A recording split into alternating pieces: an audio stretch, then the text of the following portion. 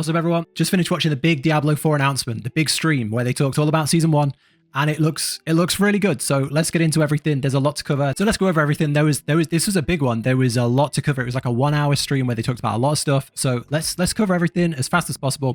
So the new season is called Season of the Malignant, and it's all about a corruption corrupting all the different creatures in the world, and you're called upon to help stop this corruption from spreading and to help prevent it from destroying the world. There's a new guy who's being introduced in the season, and you're helping him fight the corruption that's spreading all over the world. So the Season of the Malignant is set after the base story. So you'll make a new character on the 20th, and you will start in this new journey, and it's set after the story. So you'll have to have already complete the story, and this new story will be based around this guy here, Cormond, and he's trying to stop the spread of the Malignant, this big corruption going all over the world.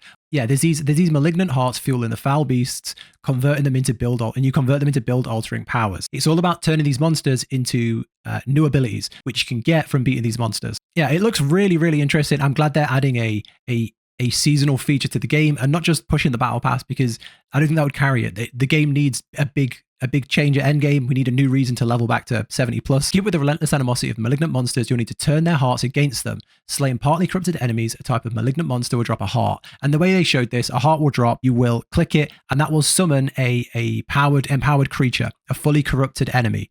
And then you defeat these and they drop a malignant heart. Yeah, so the malignant heart can be placed into special infested slots in your jewelry in place of a normal gem.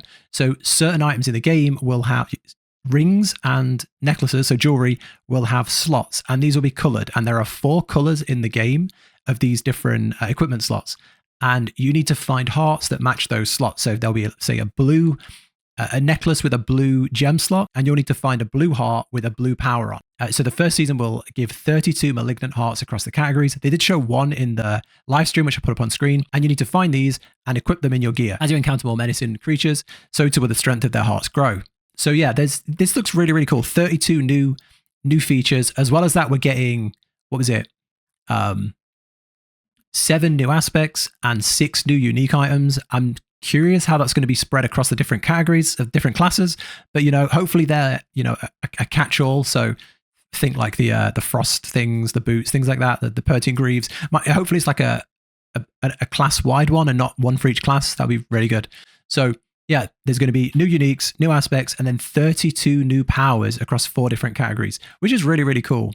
They did also say that of the 4 different gem slot colors, there'll be 5 different types of hearts. There'll be 4 that are set for a specific one, so like red for a red, blue for a blue, but then 1 can go in any slot, and that's like sort of a rarer type of heart, which is really cool. It's just, that's really interesting. And we need to push harder and harder to capture these really powerful hearts. The way we do that is with malignant tunnels. So highly replayable dungeons team with fearsome foes to eradicate. So no more nightmare dungeons. Well, nightmare dungeons will still be there for the gear, but now we have a new thing to do at endgame. Scour the dank system. Scour this dank system of tunnels in the cataclysm of malignant monsters and go toe-to-toe against Varshan the Consumed, the newest boss battle. So again, the way they showed this in the live stream is you will be able to get these malignant hearts, and if you want to target farm a specific heart, you can deconstruct them down the same way you do sigils, and you can then create a malignant tunnel which will be able to target a specific heart that you want. So all the ones you don't want, you break them down, and then you go into a tunnel to get the one you want. You'll get to the end of the tunnel, and then you can fight for the type of thing you need, which sounds like a really good thing. I think one of the biggest frustrations of playing the game right now is how long it takes to do anything. It takes so long to level and get to like a good point in the game, and you can get to level 80, 90 and not have a unique you need to make your build, which is kind of frustrating. So it's nice that there's going to be some way to farm these, because they're going to be geared to finding these new malignant hearts. So seasonal characters. With the Season of Malignant beginning on July 20th, we want to equip you with everything you need to know about seasons. So a new character must be made. Yep. Must have completed the campaign. Yep. At least 1 character. Once you've completed the campaign, any character can skip the campaign, have your mounts available.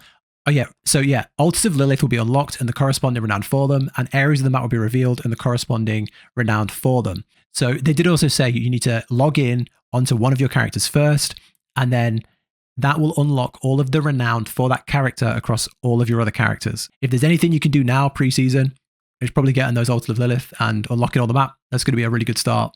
But yeah, that's That sounds really good. Okay, this is something that I'm personally really, really excited for. The seasonal journey. This is really, really cool. So I think we all knew the battle pass was coming and that would have some sort of progression tied to it. But this looks really exciting. So how this is going to work is there'll be a seasonal journey, which is free to everybody, whether or not you bought the battle pass, doesn't matter. This is free to everybody. And you will work through a set of chapters. Chapter 1, for example, has 9 objectives. Completing 7 of them will progress you to chapter 2, where you can then progress further and get rewards as you go along. Then as you complete these as well, you'll get favor, and that favor is what is used to progress the battle pass. So, free or paid version of the battle pass will progress as you complete these, and you don't have to do them all. So if there's like complete a PvP event or do something that you just don't want to do, or something that you're struggling with, you only have to do 7 out of 9, and it looks like you're going to get favor. That looks like the sort of thing you get from a whisper tree. It's some sort of like gear or resources or something like that. And then aspects, which is really interesting. And then, you're going to go through all the different seasons and progress them as you go along. I think that's a really good way to keep people engaged. 7 tiers of the season to work through, which hopefully will take us a while. I'm hoping that they get quite difficult because, these seem really simple. I'm hoping they get quite hard, like there needs to be a reason to complete, say, a tier 20 nightmare dungeon. There needs to be a reason to go do the really hard stuff in the game, and having them in here would be really good. It's fine to have these as quite simple, but having some really hard challenges here would really make the end game exciting. You learn rewards from the season's journey on the battle pass. The season's journey is broken down into chapters. Okay. New legendary aspects, a mastery title, and a scroll of amnesia, a free skill tree and paragon board reset. That is something everybody is asking for. Everyone wants a paragon board reset. It is balmy that you have to right click every single thing in the paragon board and reset like 200 points. So that's a huge W. I hope you get more than just one, but it looks like 1 per season for now. The journey also provides favor, which is used to climb through the battle pass tiers. The battle pass. So they showed a bit of the battle pass in the thing as well, and it looks good. I'm going to be honest. If you're a free player, if you're not buying the battle pass, you're getting everything you need, but nothing you want.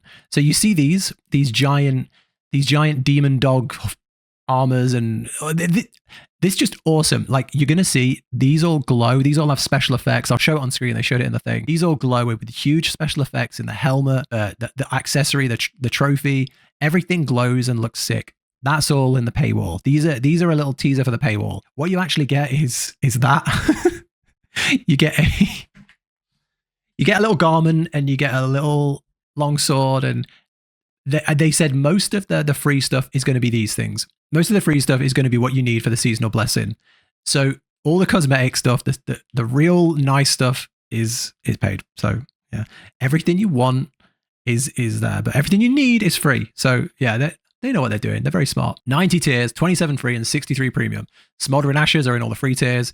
So you're going to get Smoldering Ashes and a couple of little cosmetics with it as well. These basically are like plus 3% XP for killing mobs, plus 5% gold for selling, plus so much percent for salvaging gear, increased duration of elixirs, and then something about the malignant heart, better malignant hearts, better chance, something like that. So yeah, that's what these are. Really, really cool. I think these seem very like small boosts, but these are to all characters on your season. So do it once and you unlock it for all characters, which is really good. I think this is the one thing the game needs right now. Right now, you get to tier 4, and that's it. Progression goes like this. Like, how are we looking at the camera? This way. Progression is like tier 1, 2, tier 3, tier 4, and then it just flatlines. There is nothing to do in tier 4. You can just push higher and higher nightmare dungeons for personal achievement, and you can set your own goals, but there's no goals in the game. This is a really good way to do that. We can max this.